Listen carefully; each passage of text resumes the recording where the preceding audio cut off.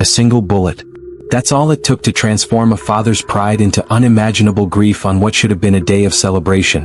One moment, Babatunde Adebayo was driving his 17-year-old twin sons to their final school examination. The next, he was cradling his dying child in his arms, watching helplessly as blood seeped through his school uniform. Have you ever wondered how quickly life can change? How a routine morning can suddenly become the worst day of your life? For most of us, the thought of losing a child is too painful to contemplate. Yet for countless families across Nigeria, this nightmare has become reality through encounters with those meant to maintain order and safety. In Nigeria, where police encounters too often end in tragedy, one family story reveals the devastating cost of unchecked authority. The Adebayo family's ordinary day, a father taking his ambitious son to an exam that would shape his future, collided with a system where accountability fails and power corrupts. Their story cuts through statistics and headlines to expose the human toll behind each case of police violence. What happens when those sworn to protect become the perpetrators of violence? And how does a father find justice when the system itself is broken? These questions haunt not just the Adebayo family but communities across Nigeria where similar incidents occur with disturbing frequency. If this story resonates with you, please take a moment right now to hit the like button and subscribe. Your engagement helps expose these crucial stories to wider audiences and supports our mission to shed light on injustices that might otherwise remain hidden. In today's investigation, we'll walk through the events of that fatal morning in Ibadan when a traffic stop escalated into murder. We'll examine how a dedicated school principal became an unlikely activist overnight, fighting not just for justice for his son but for reform of an entire system. We'll hear from witnesses who watched in horror as a young life was extinguished needlessly, and we'll confront the painful reality that Ayamide Adebayo's death wasn't an isolated incident but part of a pattern. Most importantly, we'll ask the difficult questions about power, accountability, and what true justice might look like in a society where uniform and authority too often shield those responsible from consequences. This is not just a story of tragedy, it's a call to witness, to remember, and ultimately to act. Ibadan stands as Nigeria's third-largest city, a sprawling metropolis where ancient Yoruba traditions blend with modern urban life. Red rusted rooftops stretch across rolling hills, earning it the nickname, the City of Brown Roofs. Colonial architecture mingles with contemporary buildings, creating a visual timeline of Nigeria's history. Here, the rhythms of daily life unfold. Market women call out prices in melodic Yoruba, motorcycle taxis weave through traffic, and street vendors sell everything from fresh fruits to mobile phone accessories. Within this vibrant city, Babatunde Adebayo had built a life of quiet distinction. At 52, he served as principal of Oju Community Secondary School, where students and teachers alike respected him for his unwavering standards and compassionate leadership. His colleagues often noted how he arrived before sunrise and left long after sunset, reviewing curriculum materials and meeting with students who needed extra guidance. In a system plagued by challenges, Babatunde represented the best of Nigerian education, dedicated, principled, and deeply invested in his students' futures. But Babatunde's greatest pride was his family, particularly his 17-year-old twin sons. Though identical in appearance, Ayamide and Kahind couldn't have been more different in temperament. Ayamide, older by 7 minutes, possessed a methodical mind that gravitated toward technology. While his father secretly hoped he would pursue medicine, Ayamide spent hours disassembling computers and coding simple programs, dreaming of creating innovations that would transform Nigeria's tech landscape. Kahind, by contrast, filled rooms with his laughter and storytelling. Popular among classmates and quick to make friends, his natural charisma complemented his brother's quieter nature. In Nigeria's educational system, the West African Senior School Certificate Examination (WAS) represents a critical milestone. More than just a test, it serves as the gateway to university admission and professional opportunities. Students spend years preparing, with families often making significant sacrifices to ensure their children can focus on studies.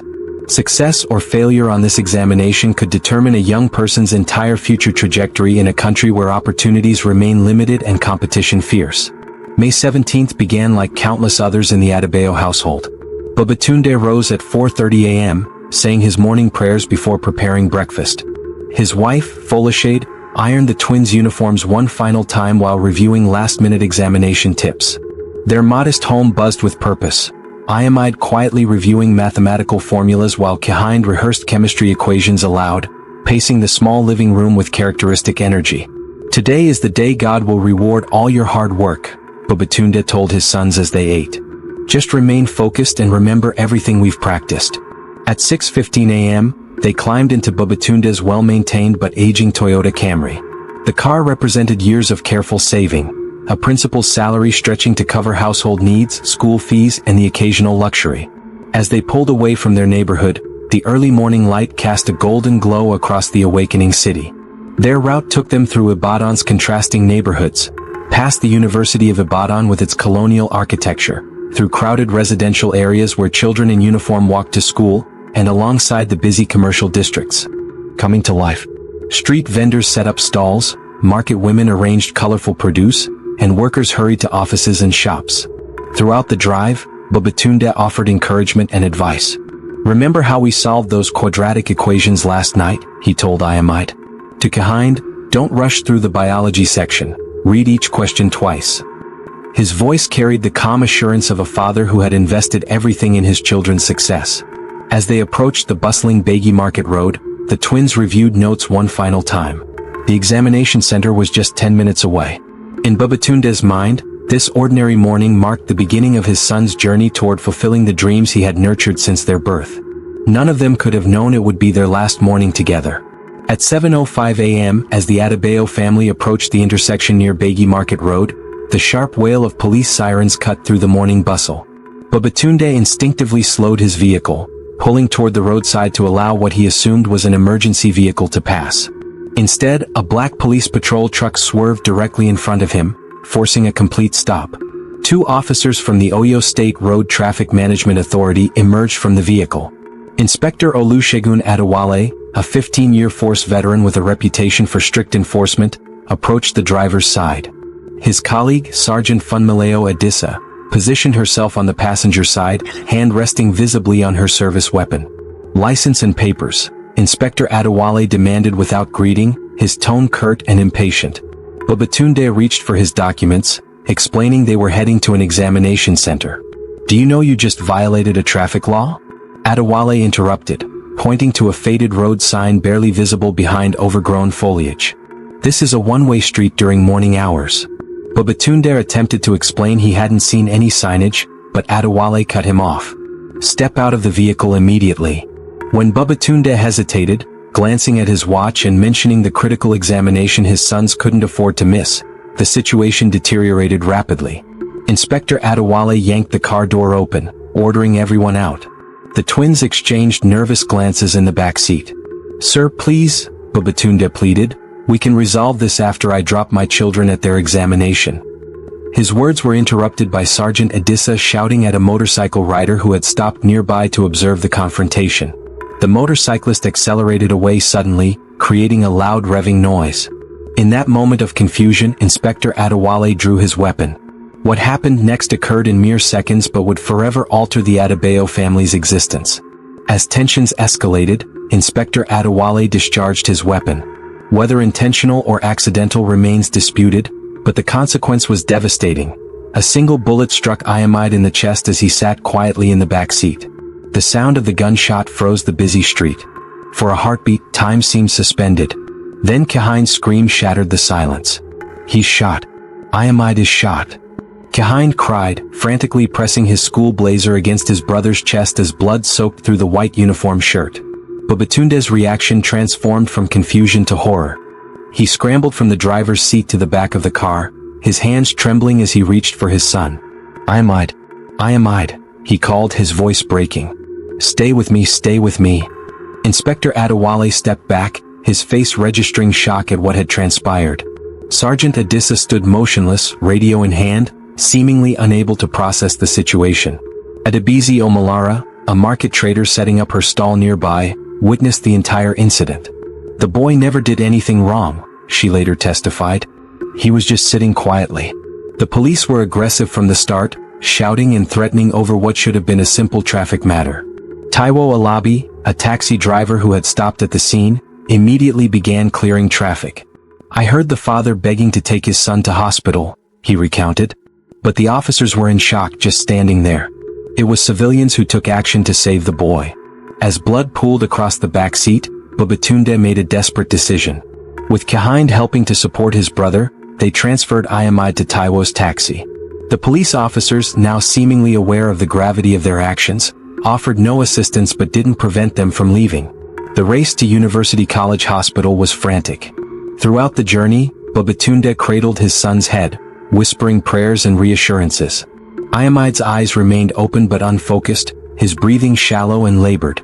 Upon arrival, medical staff rushed into action, transferring the bleeding teenager onto a stretcher and into the emergency department. For 47 minutes, doctors fought to save him, administering blood transfusions and attempting to repair the damage caused by the bullet that had torn through his lung and grazed his heart. At 8:32 a.m., exactly when Ayamide should have been starting his examination, a doctor emerged from the treatment room. The expression on her face told Babatunde everything before she spoke a single word. "I'm sorry," she said. "We did everything we could." As Kahind collapsed against the wall, his school uniform still stained with his twin's blood, Babatunde stood motionless, the foundation of his world completely shattered. In the sterile hospital corridor, Babatunde sat motionless on a plastic chair, his mind unable to process the reality before him. The world continued around him. Nurses rushed past, phones rang, announcements echoed, yet he existed in a vacuum of grief. His son's body lay in a room just meters away, but the vibrant, thoughtful young man who had smiled at breakfast was gone forever. This morning he was revising formulas, Babatunde whispered to no one in particular. How can he be dead? Kahind remained beside his father, his body racked with silent sobs. The twin bond severed by violence left him fundamentally incomplete, a sensation he would later describe as losing half my soul in an instant. News of the shooting spread rapidly through Ibadan. By midday, over 200 community members had gathered outside the hospital, their voices rising in anger and mourning. Market women closed their stalls. Students from nearby schools arrived still wearing uniforms. Elderly neighbors who had watched the twins grow up wept openly. "These killings must stop," shouted a university student addressing the crowd. "Today it's Ayamide. Tomorrow it could be any of us. If you're watching this video and feel moved by this injustice, please share it now. Each share helps expose these tragedies and demands accountability from those responsible. Your simple action could help prevent another family from experiencing this devastating loss." As public pressure mounted, the Nigeria police force issued its first statement. The brief press release described the incident as an accidental discharge during a routine traffic stop. Inspector Adewale had been detained pending investigation, it noted, with disciplinary proceedings underway. Yet this narrative immediately contradicted eyewitness accounts. Adebisi Omolara, the market trader, spoke to local journalists. There was nothing accidental about it. The officer pointed his gun directly at the car when the father refused to pay a bribe. Taiwo Alabi, whose taxi had rushed Ayamide to the hospital, added, "They're claiming the car was driving dangerously, but that's false. The principal was following all traffic rules. I watched that intersection every day." By evening, video footage from a bystander's phone had surfaced on social media. Though grainy, it clearly showed Inspector Adewale drawing his weapon without obvious provocation. Within hours, the hashtag Justice for Ayamide began trending across Nigeria. National television stations picked up the story for their evening broadcasts. One particularly damning report juxtaposed the police statement with interviews from 5 witnesses, each contradicting the official account. "This wasn't an accident," the reporter concluded. "This was negligence at best, murder at worst." As darkness fell, Babatunde faced the unimaginable task of returning home without his son. Hospital staff had helped clean Kahind's blood-stained uniform, but nothing could wash away the trauma etched into his young face. The Adebayo home, usually filled with studying, cooking, and conversation, stood quiet as a tomb. Neighbors lined the street as their car approached, many holding candles or phone flashlights in silent vigil. Inside, Folashade collapsed when told the news, her anguished cries echoing through the modest home. Ayamide's bed remained as he'd left it, textbooks stacked neatly, a half-written computer program still open on his laptop, his future plotted out and exam timetables pinned to the wall. Babatunde moved through these hours like a man underwater, sounds muffled, vision blurred, his body operating on autopilot. He answered necessary questions from police, received condolence calls, and held his wife and surviving son. But behind his eyes, a storm was building, grief transforming gradually into resolve. "They will not bury my son and forget him," he told his brother late that night. "This time they have killed the wrong family's child." 3 days after Ayamide's death, the Nigeria police force announced their standard procedure: An internal review board would investigate the shooting. This orderly room trial would determine whether Inspector Adewale had violated police protocols. Sergeant Adissa would be questioned as a witness but faced no charges herself. "We take all incidents involving civilian casualties with utmost seriousness," stated Police Commissioner Adegoke at a press conference. "Officer Adewale remains in custody while we conduct a thorough, impartial investigation." For those familiar with Nigeria's police accountability record, these words rang hollow. Internal investigations rarely resulted in meaningful consequences. Of 431 police shooting cases reported between 2019 to 2022, only 17 led to officer convictions, a mere 4% accountability rate. Babatunde refused to accept this pattern. The day after burying his son, he appeared at police headquarters, accompanied by a human rights lawyer and 3 local journalists. "I want to know the specific protocols that were violated," he demanded.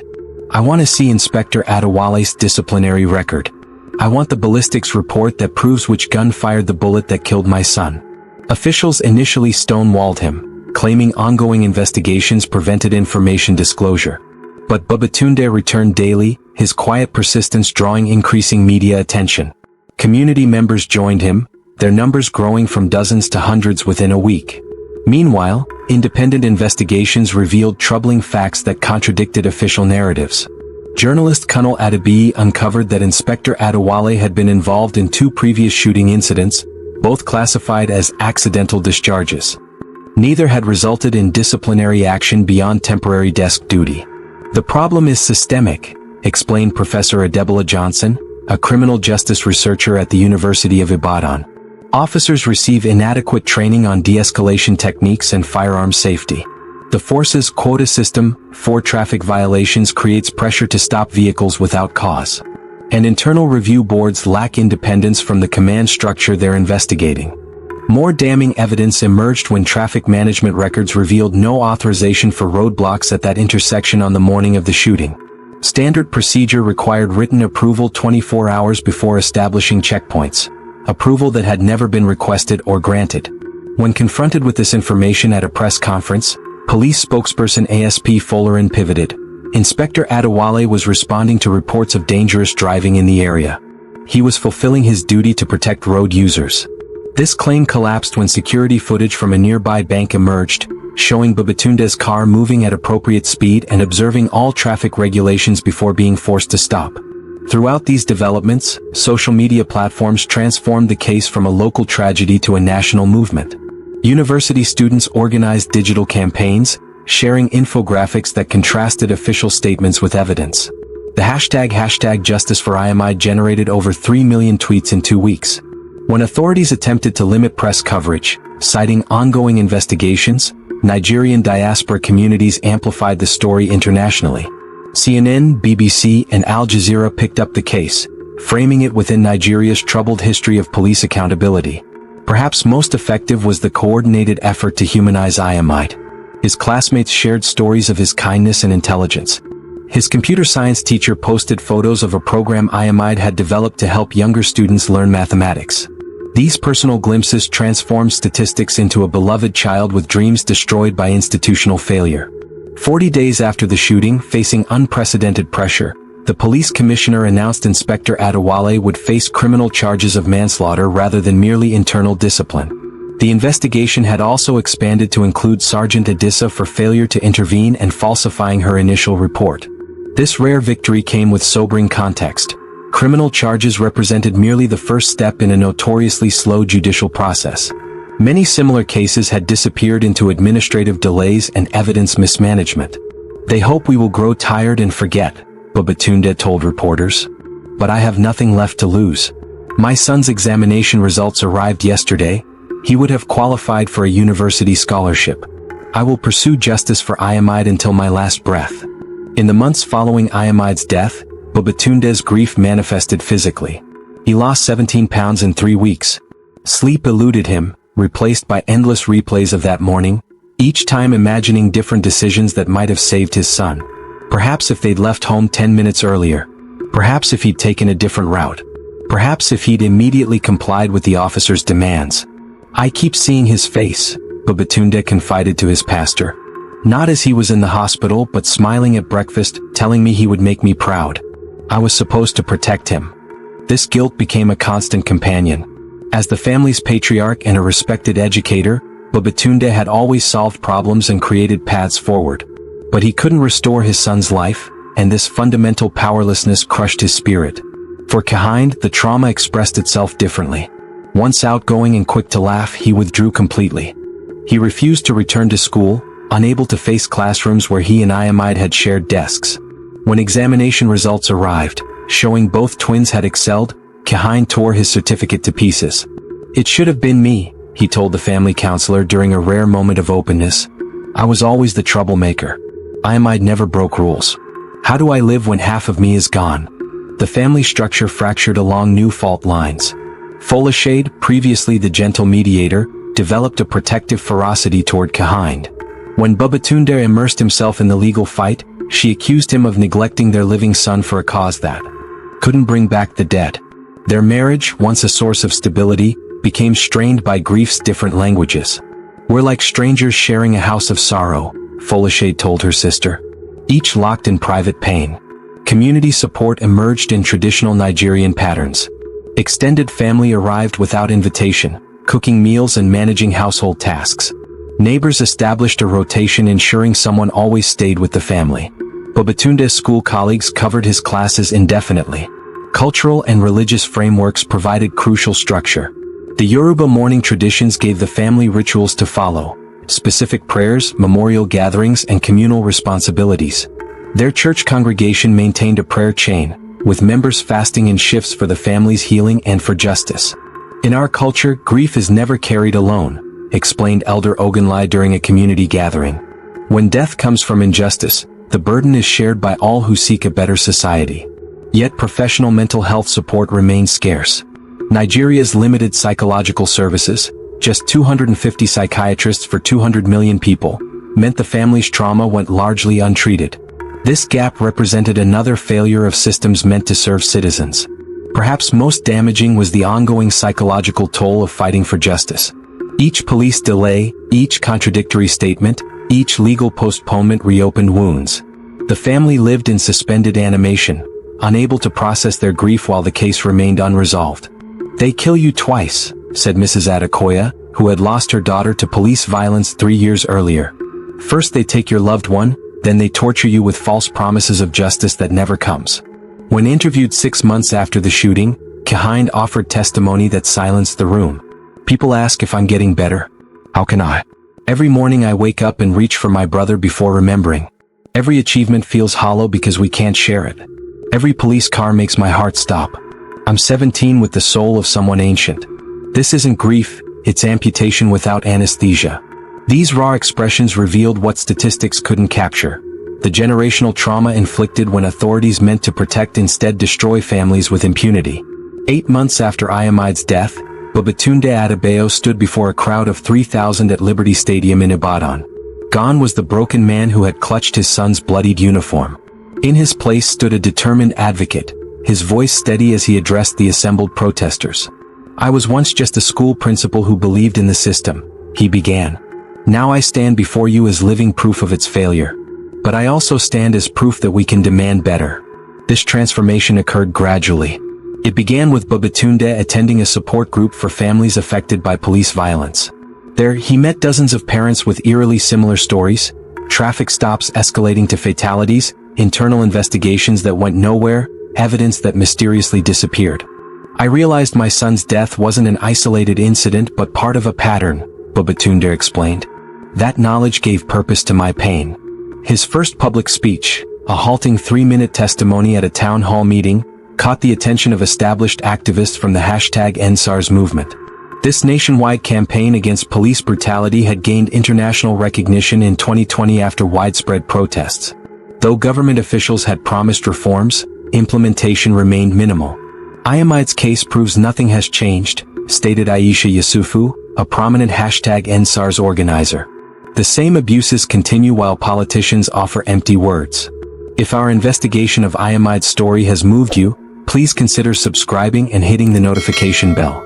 Your support enables us to continue documenting these crucial cases and holding authorities accountable. Together, we can amplify voices that would otherwise be silenced. Babatunde's methodical approach reflected his background in education. He compiled comprehensive documentation of police violations, created a database of similar cases, and developed a 6-point reform agenda focused on practical implementation rather than vague promises.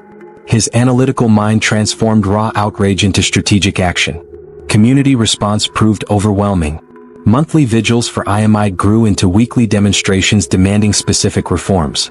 University students organized solidarity marches.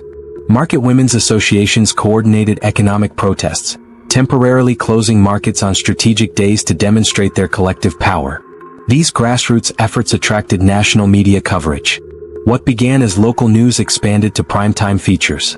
When Babatunde appeared on Sunrise Daily, Nigeria's most-watched morning program, he presented evidence contradicting official narratives with such precision that police representatives refused subsequent debates with him. International press followed. The BBC documentary, A Father's Fight, presented Iamide's case alongside similar tragedies across Nigeria. Al Jazeera's investigation revealed systematic cover-ups of police misconduct. This global attention forced government officials to respond. "We acknowledge mistakes were made," the Minister of Police Affairs stated at a press conference. New training protocols are being implemented to prevent similar incidents. Babatunde dismissed these statements as performative.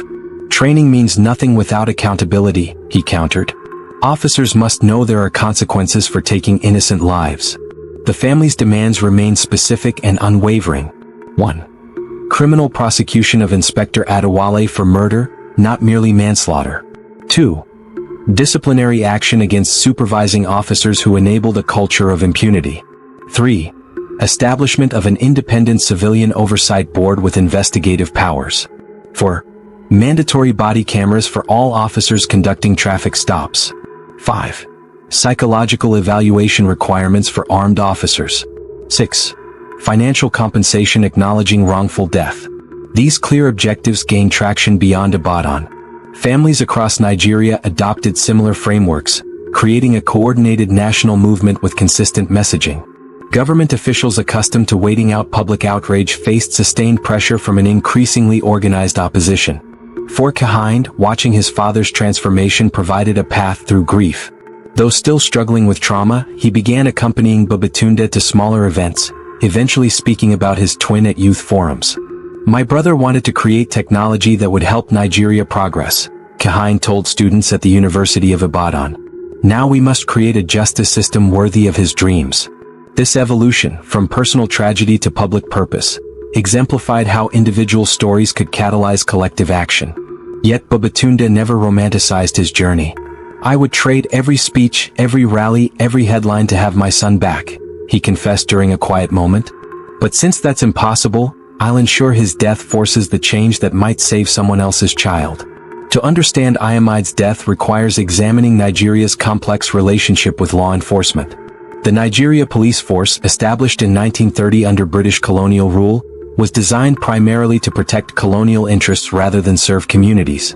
This foundation, policing as control rather than protection, continues to influence modern practices. Nigeria's police weren't created to protect citizens but to suppress resistance, explained Dr. Olufemi Vaughan, professor of African political history at Oxford University. Post-independence governments maintained this structure, merely changing who controlled the force rather than reforming its purpose. This historical context manifests in contemporary statistics. According to Amnesty International, Nigerian security forces were responsible for 841 extrajudicial killings between 2018 to 2022. The majority occurred during routine encounters like traffic stops, checkpoint operations and raid responses. Structurally, police operations suffer from chronic underfunding and corruption. Officers earn approximately 60,000 Nigerian nairas monthly, roughly $140, insufficient for basic necessities in Nigeria's economy.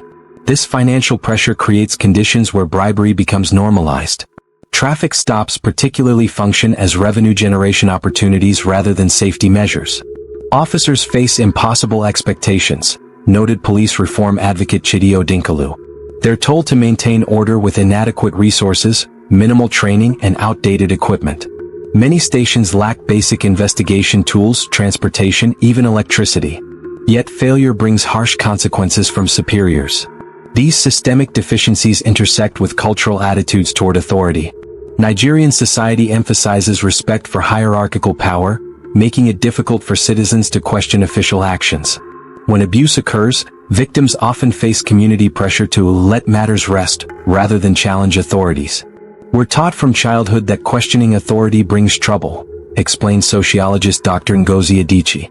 This cultural deference combines with legitimate fear of retaliation to suppress accountability demands. International organizations have increasingly focused on Nigeria's police conduct. The UN Special Rapporteur on Extrajudicial Executions identified a nationwide pattern of excessive force during their 2019 visit. The U.S. State Department's annual human rights reports consistently highlight Nigerian police abuses as a primary concern. This international attention brings diplomatic pressure but limited concrete action. Foreign governments continue security partnerships with Nigeria despite documented human rights violations, prioritizing counterterrorism cooperation and regional stability over accountability concerns. Comparative cases reveal the national pattern that Ayamide's death exemplifies. In Lagos, university student Khalid Johnson was killed by anti-cultism police during a football viewing in 2019. In Enugu, 5-year-old Chibik Nwan died from a stray police bullet during a checkpoint dispute in 2021. In Kaduna, motorcycle taxi driver Ibrahim Suleiman was shot for allegedly violating a curfew by 3 minutes in 2020. These aren't isolated incidents but manifestations of institutional dysfunction, asserted barrister Hawa Ibrahim, international human rights lawyer. When similar patterns emerge across different regions, ethnicities, and time periods, we must acknowledge the problem is structural. Experts suggest multifaceted reforms are necessary. Lawyer and police reform specialist Okachukwu Nwangema outlined essential changes. First, Nigeria needs independent oversight with prosecutorial powers. Current internal mechanisms lack credibility. Second, comprehensive training overhaul focusing on de-escalation and human rights. Third, compensation structures that don't incentivize predatory policing. Finally, community involvement in officer selection and performance evaluation. These structural changes require both political will and cultural shifts, difficult but not impossible transitions. Countries like Georgia and Ukraine have implemented meaningful police reforms despite similar histories of corruption and brutality. Change begins with refusing to normalize violence, Dr. Vaughn concluded. When communities treat each police killing as an aberration rather than an expected outcome, they challenge the system's fundamental assumptions. Ayamide's case matters because it forces Nigeria to confront what its police have become, and imagine what they could be. On the first anniversary of Ayamide's death, 500 students, teachers, and community members gathered at Oju Community Secondary School. The memorial service featured the dedication of a computer laboratory named in his honor, a fitting tribute for a young man passionate about technology. Students presented coding projects inspired by his aspirations, while teachers shared memories of his quiet brilliance. He lives on through every student who discovers the joy of creation through technology, Principal Aladil said, gesturing toward the 20 new computers funded by community donations. For Kahind, the year brought gradual, painful steps toward rebuilding his life. The twin who once defined himself through his brother's reflection had begun establishing his own identity. With the help of a youth counselor specializing in trauma, he returned to school 6 months after the tragedy, completing his final examinations with honors. I carry him with me, Kahind explained at the memorial. Not as a weight that drowns me but as strength that guides me. He would want me to live fully enough for both of us. This healing came partly through purpose. Kahind established a peer support group for young people affected by police violence. Meeting weekly at the local community center, the group provided what professional services couldn't, understanding from others who had experienced similar losses.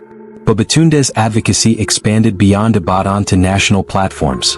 The Ayamide Adebayo Foundation, established with support from civil society organizations, developed police reform curriculum now implemented in 3 Nigerian states. Their signature achievement: mandatory de-escalation training for traffic enforcement officers, with citizen oversight committees evaluating implementation. More significantly, the case catalyzed concrete policy changes. The Oyo state government instituted Nigeria's first body camera requirement for officers conducting traffic stops. The state assembly passed legislation creating an independent civilian complaint review board with investigative powers, a model being considered in 5 additional states. These changes don't bring back my son, Babatunde noted during a legislative hearing. But they acknowledge his life mattered enough to protect others from similar fates. In education circles, Ayamide's story became a teaching tool. Law professors at the University of Ibadan incorporated his case into their curriculum on constitutional rights. Secondary schools included it in civic education modules about citizen-police interactions and peaceful advocacy for change. The criminal case against Inspector Adewale progressed slowly through Nigeria's judicial system. After 14 months, the court rejected his application to dismiss charges, allowing the prosecution to proceed toward trial. While far from justice delivered, this represented unusual progress in a system where police cases frequently disappear into procedural delays. 1 year after the shooting, the Adebayo home had transformed. While photographs of Ayamide remained prominent, they now shared space with news clippings about reform victories and letters from families helped by their advocacy. Folashade, initially resistant to her husband's public role, had become the foundation's administrative director, channeling her grief into organizational effectiveness. "We are not the same family," Babatunde reflected during a quiet moment at home. "The family we were died with Ayamide. But we've built something new from the broken pieces, a family defined not just by loss but by the meaning we've created from it." Ayamide Adebayo never had the chance to attend university, develop the technologies he dreamed of, or contribute his quiet brilliance to Nigeria's future. His life, with all its promise and potential, was cut short by a system that treats civilian lives as expendable. This isn't merely one family's tragedy, it represents a critical choice facing Nigerian society. Will we continue accepting police violence as an inevitable fact of life? Or will we demand fundamental reform of institutions designed to protect rather than harm citizens? The path forward requires more than outrage, it demands sustained commitment to structural change. The lessons from Ayamide's case extend beyond police accountability. They speak to how justice functions in societies where power operates unchecked. They reveal how ordinary citizens can transform grief into effective advocacy. And they demonstrate how communities can support families shattered by institutional violence. If this story has moved you, please subscribe to our channel and share this video. Not for algorithms or numbers, but because each share extends Ayamide's legacy and amplifies the urgent call for police reform. Your action today could help prevent another family from experiencing this unbearable loss tomorrow. Consider the police practices in your own community. Are officers equipped with de-escalation training and proper oversight? Do accountability mechanisms exist beyond internal reviews? Does your local government prioritize protection over enforcement? These questions matter regardless of where you live, as the relationship between citizens and authority shapes society's fundamental character. Nigeria's struggle for police reform exists within a global conversation about law enforcement's proper role. From America's racial justice movements to South Africa's service delivery protests to Brazil's favela policing reforms, communities worldwide are reimagining public safety. Each context differs, but the core principle remains. Those granted power to enforce laws must be held accountable when they abuse that power. For the Adebayo family, justice remains incomplete. Inspector Adewale's trial continues, reforms remain partially implemented, and Ayamide's absence creates a void nothing can fill. Yet their journey illustrates how determined advocacy can transform systems resistant to change. Every morning, I look at Ayamide's university acceptance letter, Babatunde shared in our final interview. It arrived 3 weeks after his death. I keep it to remind myself what was stolen, not just my son's life, but his contributions to a nation desperately needing bright minds like his. When I speak at rallies or meet with officials, I carry that letter in my pocket, pressing against my heart. Somewhere in Nigeria today, another family is sending their child to school. Another traffic stop is occurring. Another officer is making split-second decisions with inadequate training. Will that encounter end in education or eulogy? The answer depends on whether we collectively decide that stories like Ayamide's must never be repeated. What will it take for your community to prioritize police accountability before tragedy forces the conversation? Share your thoughts in the comments below.